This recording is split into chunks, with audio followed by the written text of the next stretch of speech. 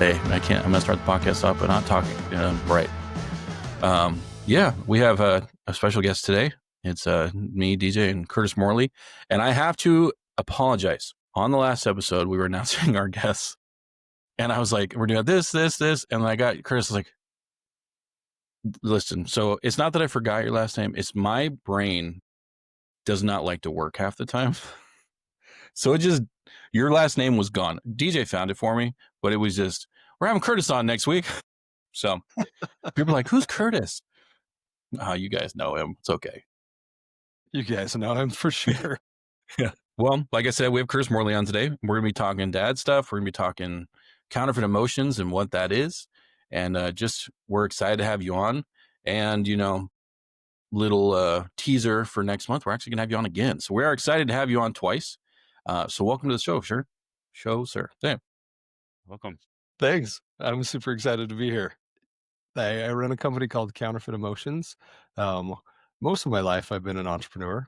And because of the more recent blessings of trials and pain, I've pivoted my entire career. So I went from being a high-tech CEO and president of various different tech companies and now run an emotional intelligence company. That's awesome. So when we talk about emotional intelligence, can you kind of explain what that is? Yeah. Stanford actually did a study that they've discovered that the number one indicator of success in business, in leadership, and in relationships is emotional intelligence.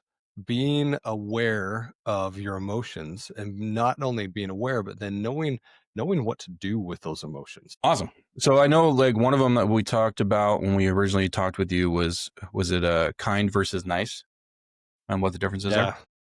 Yeah, this is a big one. This is a big one. And and one of the dyads or the pairs of emotions in counterfeit emotions is kind versus nice. And maybe we step back just one step to say, what is a counterfeit emotion? Like, what is that? And why is that important? And a counterfeit emotion is an emotion that looks and acts and feels like an authentic emotion, but it creates these destructive cycles of disconnection in our lives. So that's the primary characteristic of a counterfeit emotion, is it's destructive. And we're taught from our parents, from my dad, my mom, we're taught all growing up opposite emotions. And those are important. Don't get me wrong. Opposite emotions are important, but counterfeit emotions were never taught.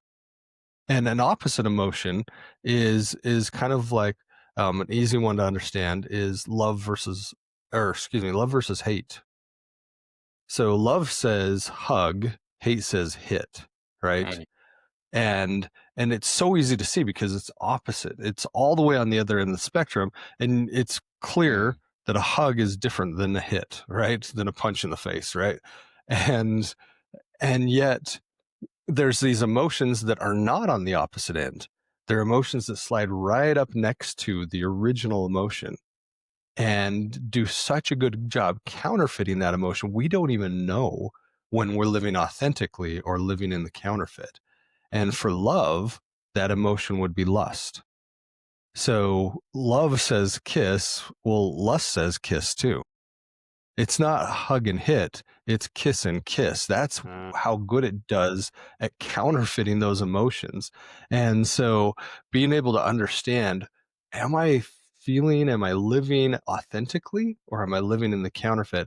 And this is one, the kind versus nice is one that I think almost the entire planet gets wrong. Because we grow up from the very beginning, whose parent hasn't told them be nice, right? Mm-hmm. Hey, be nice. Santa, he's got his naughty and nice list, right? Thumper, Bambi's best friend, says you can't say nothing nice. Well, then don't say nothing at all. And you think about that statement. Think about what Thumper said. If you can't placate, if you can't be the yes man or subjugate your opinion to other people's opinion, then what's the alternative?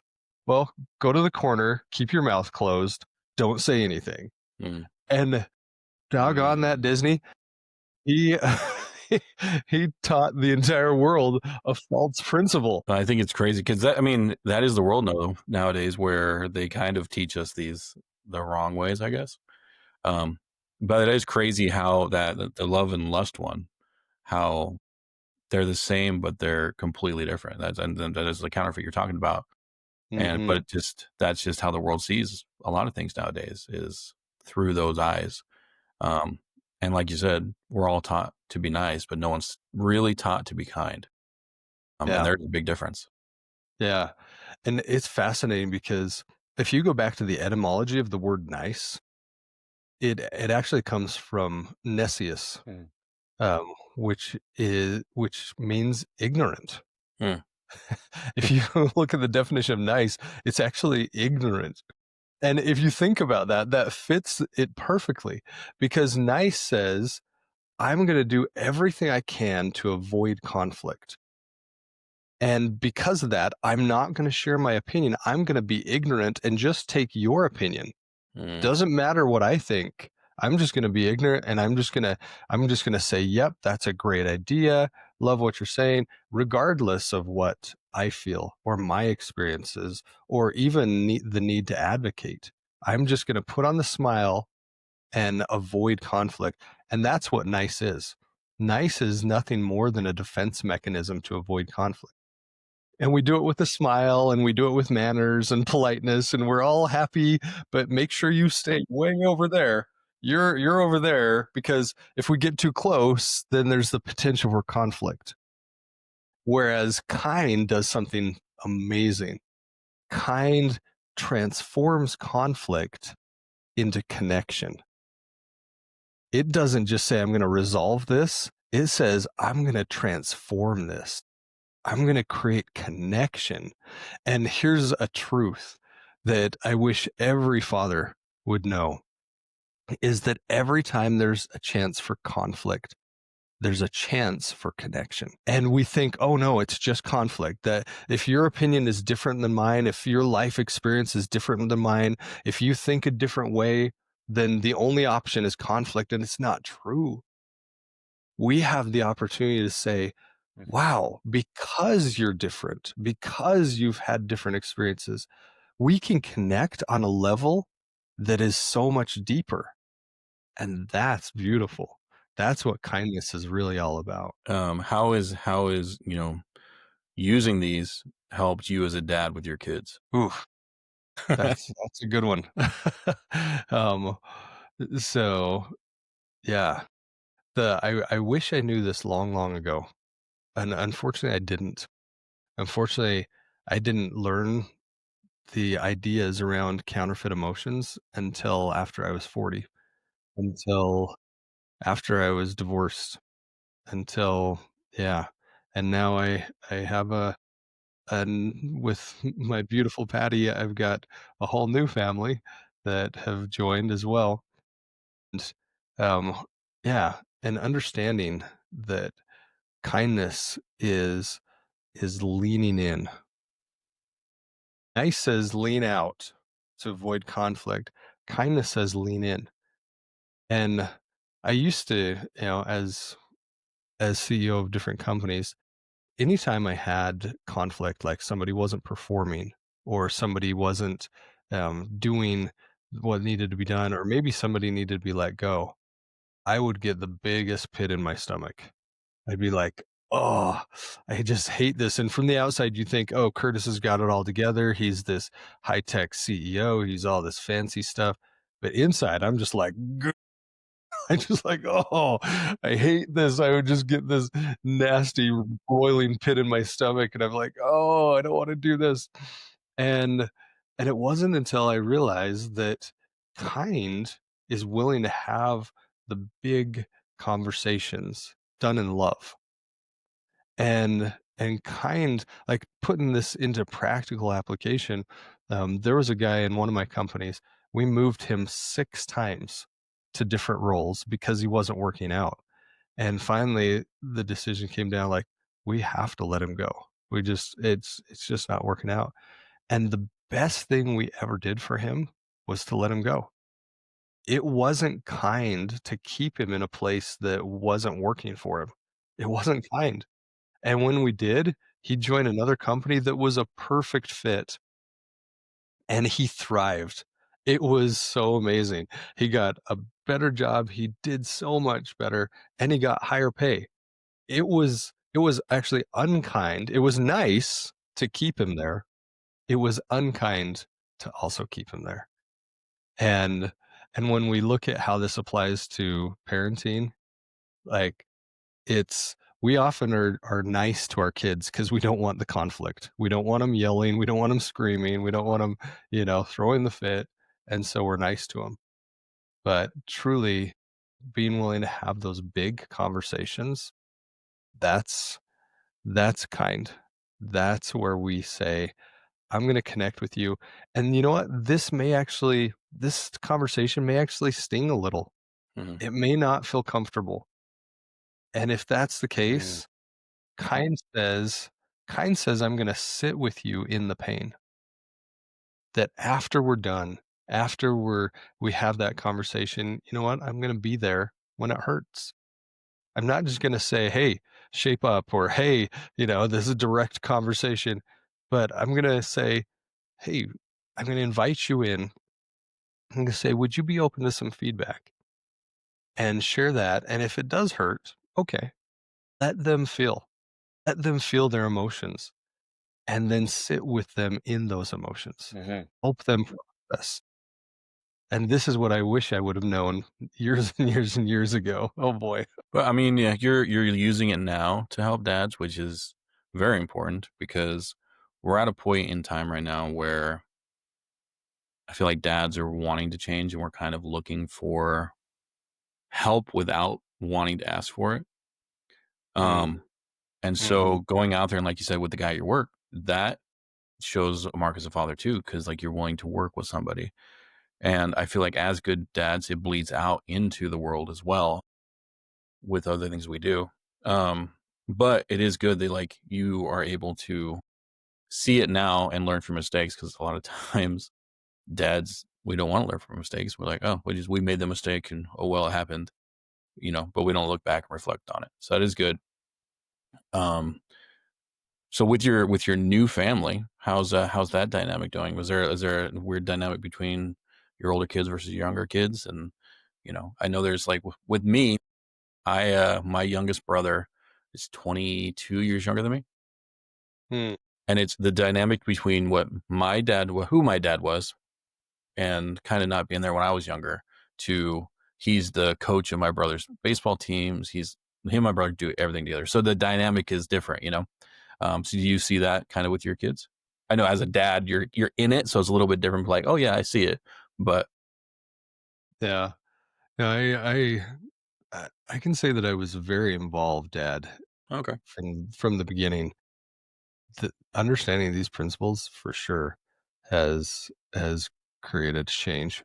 Mm, Yeah, there's no question. And and it goes, yeah, just being able to understand emotions.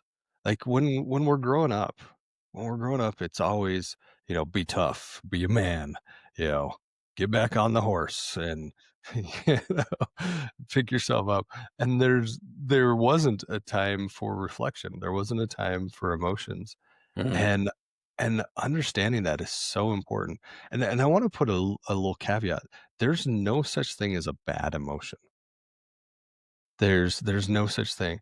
And me growing up as a kid, I did think there were good and bad emotions. And even though there's authentic and there's counterfeit, there's authentic and there's opposite, there every single emotion brings a message. Every emotion is a messenger. The trick is when we let those messengers become dictators. When we say, "Oh, I feel this, mm, therefore I have to act." I feel upset, therefore I have to act out in anger. I feel lust, therefore I have to act out in lust. Whatever it is, we think that we are our emotions. And the truth is, we're not our thoughts. We're not our emotions. We're not our past. We are. We are so much more than that.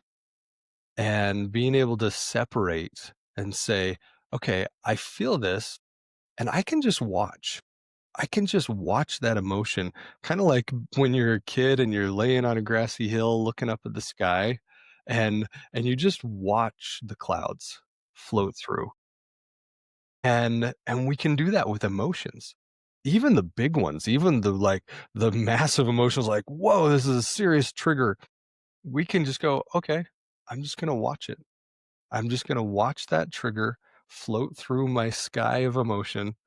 And and the crazy thing is that most emotions only last 90 seconds. So you think about that. That's that's a minute and a half, and you can process and work through that emotion, and it's done. And at the end of that 90 seconds is what's called the refractory period, which is where we get to choose, are we going to go back to that emotion? Are we going to turn that emotion into a mood? Or are we going to release that emotion? And that's a critical point to be able to say, okay, I saw you, and whatever the emotion is, let's say fear. Hey, fear, I saw you come in, I saw you float by, and I can either repeat or I can take you and turn you into my entire mood, or I can just release. I can just say, oh, yeah, that makes a lot of sense. I was in this situation and it was really hard and I felt fear. And that Mhm. makes a lot of sense. I can have compassion for that and then just be done. And, and this is one thing I wish I would have taught my kids earlier. And this is one thing that I wish I would have learned earlier. And it's funny because when I started to realize these principles, I was like, "Why have I never learned this before? Why have I not learned it in church, at home, in school, at scouts, or sports? Like, did no one ever tell me this?" And I was like, "I've got to get a book, or I've got to go on a retreat, or I've got to do a webinar or something. Where's my podcast on this?" And then I realized why is that these principles aren't out there. Mhm. There is no book. There is no retreat. There is one coming. It'll be out in May. But, um, but the closest thing I found was a Buddhist principle called near enemies and far enemies. And that was it. And so that's when I said, okay, if it's not out there, I'm willing. I'm willing to share this message with as many people as I can. And that's rare. It's awesome that you've kind of found this path because a lot of people will just be like, oh, I have that idea, and they'll brush it off. But like going in and doing that research and like applying it is really awesome. That's something DJ's done really good. Like with his kids is kind of seeing the emotions happening and kind of taking them through the steps to like see what emotions they're going through and like talk through it, breathe through it, that kind of stuff. If you want to talk on that, D, a little bit. Yes, just sitting there with my kids, sitting in the emotions, and something that I was taught early on was emotions are like the indicators on a car, right? The check engine light comes on, you ask what's going on, you take it to a mechanic, maybe you go to a psychologist, a counselor, and you start working through these emotions. But like you mentioned, that they don't define you; they're just a product of either that in the moment thing or it triggered something from a past trauma or hurt. And this emotion's not really reacting to the situation per se, but it could be from a past hurt. And so with my kids, we sit in our emotions because a lot of times, and I actually just watched a movie talking about this exact thing. It just came out as a sketch, but it just like the Yeah. whole premise is like sitting with your emotions and actually dealing with them and having an outlet to deal with them. And so sitting with my kids, like, yeah, I know you're feeling big emotions, so let's just breathe through them. Let's just take a deep breath, because you're right. You have that reactionary period where, like, my kids are like, I want to go hit somebody. I'm going to hit my sister. I want to go hit my brother. Like, anger just comes up. And you're like, oh, I'm pissed. I want to go after them. And then there's, those moments of love where they're hugging each other, and but just learning, what do we do with these emotions when they come up? We sit with them, we take a deep breath, and then we reflect on why we're having these emotions and how can we work through them. And so, yeah, that's basically where we're at. Basically exactly what you were saying. That's exactly what we're doing with our kids. And it's tremendous. I wish I had this as a kid. Yeah, I wish my parents would have, taught me how to deal with these emotions, because first thing I'm doing, as soon as I feel angry, I'm yelling. And and I've worked through a lot of this, but like that is what I was taught is just when you feel angry, you yell at the person that you're angry with. Yeah. And that's not how Yeah. you deal with it at all. But yeah. No. Yeah. And to that point, anger is actually the counterfeit of advocacy. Mm-hmm. And I love what you said about let's feel this, let's understand it, let's recognize where it comes from.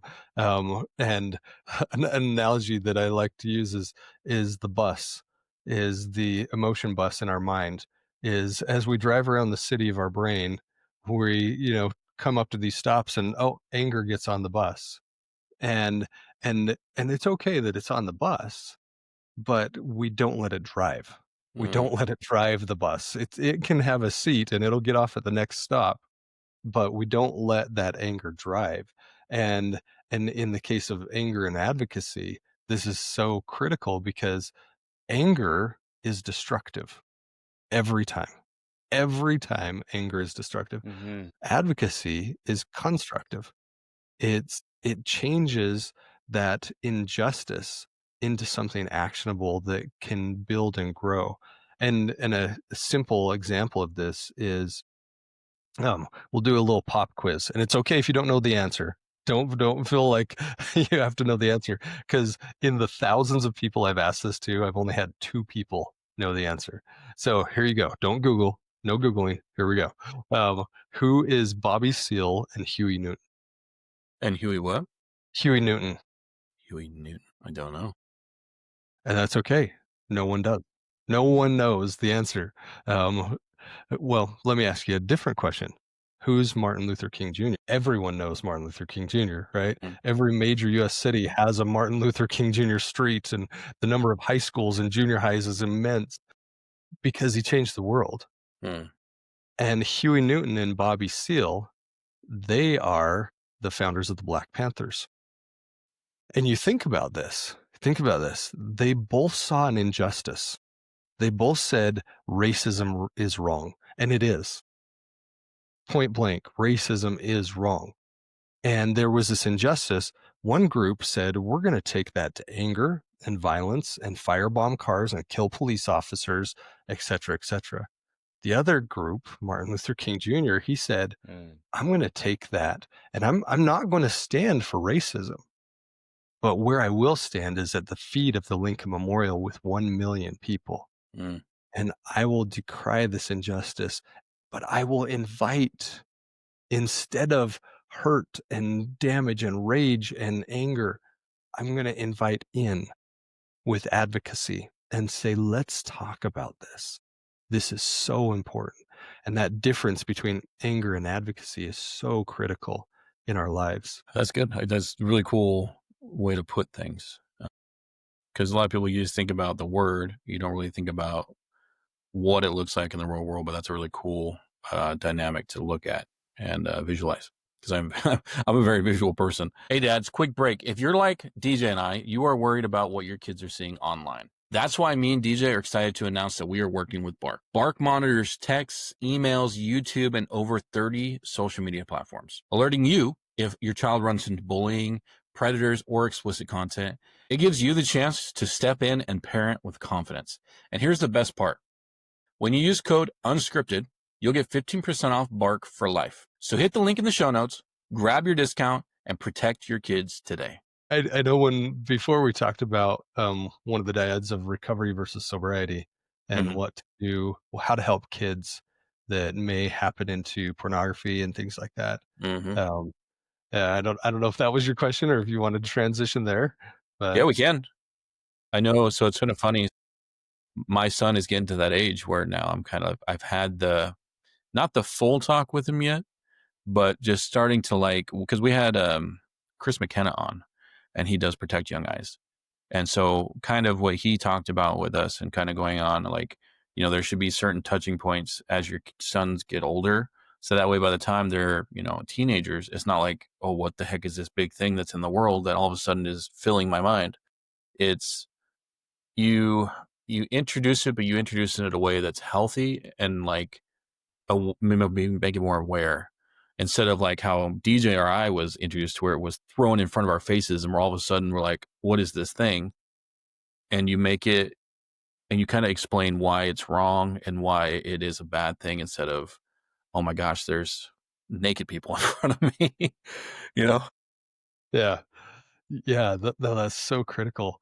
And in today's world, the National Library of Medicine, they did a survey a couple years ago. They asked, in the last month, have you looked at pornography? And the numbers were mind blowing. For men, 91.5%, 91.5. And for women, this was even more startling, 60.5. Women used to be in the single digits. Like, it used to be nothing. So we're not just talking about talking to our boys about this. We're talking about our boys and our girls about this. And you're right, is having that regular touch base and understanding that we need to be in their lives. We need to be connecting with them. We need to be a safe place so that when they see this, and the studies show pornography is damaging. It's damaging to the brain, it's damaging to relationships, to families, it's damaging. And yet, when they see this, we need to make sure that they know that the pornography is not okay, but they are okay. They're okay as a young man or young woman, that they're okay. And it's fascinating because if you look at the behaviors, most men, even the ones that think they are not addicted. Most men are not addicted, at least not to pornography. What they're addicted to is shame. And that's the problem. That's the real issue, is shame. It's not the pornography. The pornography is the symptom. And I hear all the time, we've got to fix this pornography problem. We got to fix pornography. I'm like, you can't fix pornography. You can't. It's not fixable. But what you can do is you can look at the need for pornography and you can work on that. And that need is shame and fear. Those two issues are what create the need for that pornography. And it's fascinating because sobriety is actually the counterfeit of recovery. Oh, well. And people are like, wait, no, 12 steps and, this and this and this. Like, how can you say that? Sobriety is actually a trap that all it does is it measures how long. And there's zero correlation between how long someone goes and how deep they go. Zero correlation. I had one guy in my pornography recovery program. He'd been sober for 12 years, had done zero of the internal work. He had done, it was not, there's no correlation to how long versus how deep. And that's where the magic happens. That's where the transformation happens, is am I digging the demons out of my soul? Am I getting rid of the shame and that counterfeit of shame into the authentic emotion of guilt? Because guilt is beautiful. Guilt is healthy. Guilt is important. We couldn't have civilized society without guilt. Truly. There's 4 personality types that can't feel guilt: narcissist, psychopath, sociopath, and borderline personality disorder. Without guilt, we would just be a bunch of narcissists and psychopaths running around, hurting each other. But guilt is actually a connecting, beautiful emotion. But shame does such a good job of counterfeiting it. Such a good job that we think, oh, I'm this horrible person. And that's what the difference. Guilt says I did something wrong. Shame says I am wrong. Guilt says I made a mistake. Shame says my existence on earth is a mistake. And one attributes it to the action, which you can repair. You can repay. Where the other one says, nope, this is concrete. This is your character.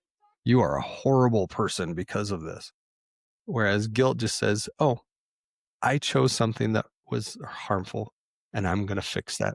I'm going to repair that. And that's the real difference. Well, talking with people in your group, how have you seen So people listening, how can they start to kind of make that difference between the two? Yeah. We're starting another cohort, pornography recovery cohort on September 24th. And you can just go to counterfeitemotions.com/recovery and find out all about it there. The big difference, the big one is understanding what recovery really is and how it's so different than sobriety. And yeah, a great example. I love to run, and I was running one day and I came around these bushes. So there was a trail here and there's a trail converging, and I didn't see the guy on the other side of the bushes. And as we ran into the point past the bushes, we almost ran into each other. Literally, we were kind of going the same speed. I'm like, "Oh, hey, how you doing?" And we just started running together. And when I got to know him, and he said, "Yeah, I've been 5 years sober." And I'm like, "Oh, that's amazing. That's so fantastic. Way to go." He says, "No." And he looks at me almost with disgust. And he's like, "No." And I'm like, "Wait, what do you mean, no? You're 5 years sober." And he goes, "I used to be able to tip the bottle back and drown my demons." He's like, "The demons aren't drowning anymore. And now they're screaming." And this is such a critical principle, because when I've got, for everybody watching, this is my little demon. His name's Theo. But there's all these demons in our soul, and sobriety says, push them down, push them down, take a drink or drugs or pornography or whatever you do to push these emotions down so you don't have to feel them. Right. And sobriety says, keep pushing, keep pushing. And that's great.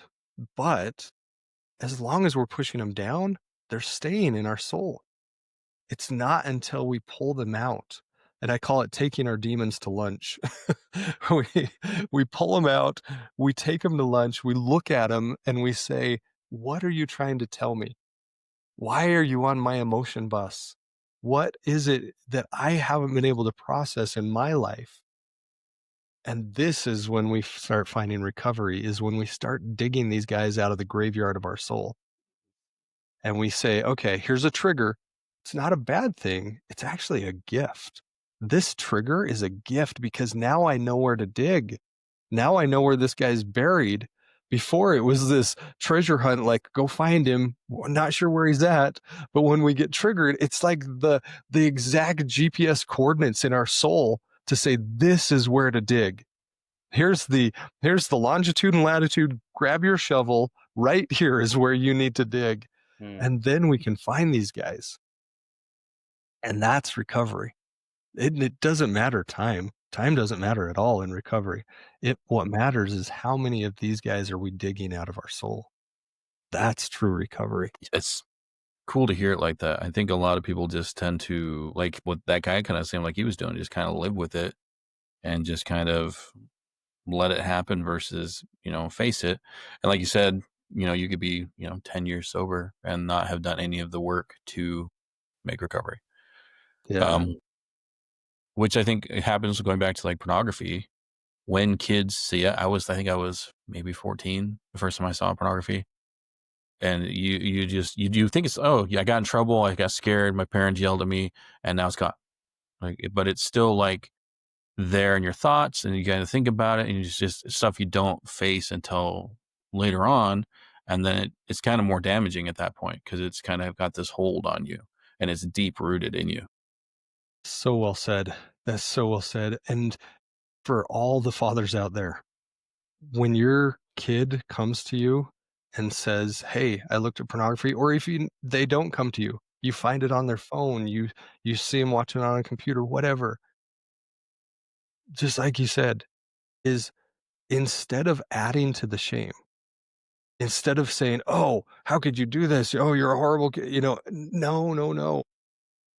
When they come to you and say, "Hey, I saw this," then the very first thing to say is, "Thank you. Thank you so much for trusting me with this. Thank you for coming to me so that we could work through this."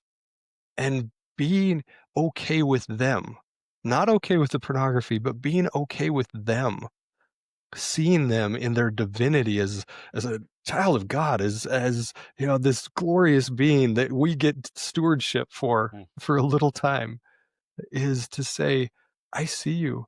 And you know what? This is probably really confusing. Let's sit down and talk about this. Now, let's figure this out. That response of just being just like they come and, hey, I saw this. Okay. Thank you. Thank you so much for sharing this with me. This is so important that you did that, and praise them.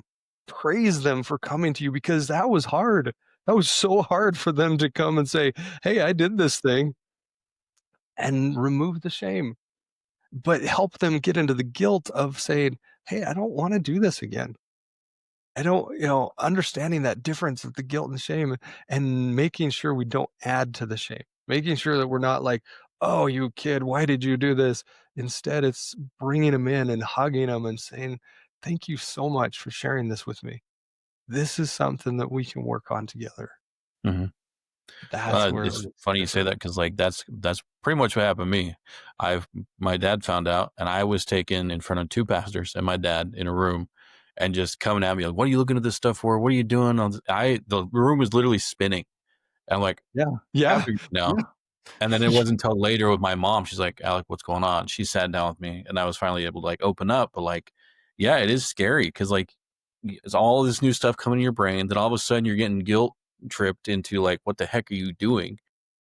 Versus, Could I change that word to shame tripped? oh, shame tripped. Yep. Yeah. Yeah. But that's exactly it. Mm-hmm. You've got the trauma of seeing pornography.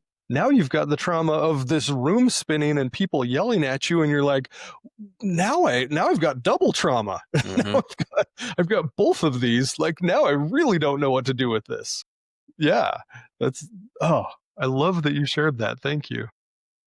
Well, it's would dads need to hear this stuff, because, and also to what you were saying, if your kid's coming up to you and opening up about this kind of stuff to you, everyone listening, that shows a really good mark of how good of a dad you are, because I would not have gone to my dad for anything.